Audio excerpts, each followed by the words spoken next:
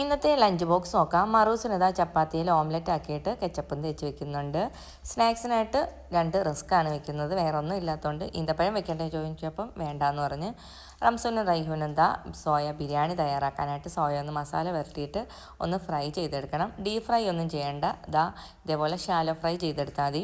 Same പാനിൽ തന്നെ കുറച്ച് വെളിച്ചെണ്ണ ഒഴിച്ചിട്ട് സവാളയും പച്ചമുളകും തക്കാളിയും ആവശ്യത്തിനുള്ള ഉപ്പും കൂടെ ചേർത്തിട്ടൊന്ന് വഴറ്റിയെടുക്കാം. ഇനി ഇതിലേക്ക് പൊടികളൊക്കെ ചേർത്ത് കൊടുക്കാം. മഞ്ഞൾപ്പൊടിയും ഗരം മസാലയും പിന്നെ ചിക്കൻ മസാലയോ അല്ലെങ്കിൽ മീറ്റ് മസാലയോ ചേർത്ത് കൊടുക്കാം. മുളക് പൊടിയും മല്ലിപ്പൊടിയും മാത്രം മതി.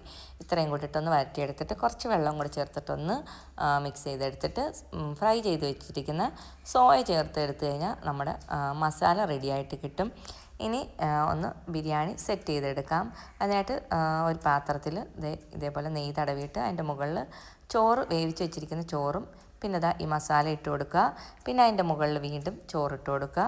പിന്നെ അതിൻ്റെ മുകളിൽ കുറച്ച് നെയ്യ് ചേർത്ത് കൊടുക്കുന്നുണ്ട്. പിന്നെ ഒരു കളറിനായിട്ട് മഞ്ഞൾപ്പൊടി ഇട്ട് കൊടുക്കുന്നുണ്ട്. പിന്നെ വറുത്ത് വെച്ചിരിക്കുന്ന സവാള, പിന്നെ മല്ലിയില ഇല്ലാത്തതുകൊണ്ട് ആഫ്രിക്ക മല്ലിയാണ് ചേർത്ത് കൊടുക്കുന്നത്.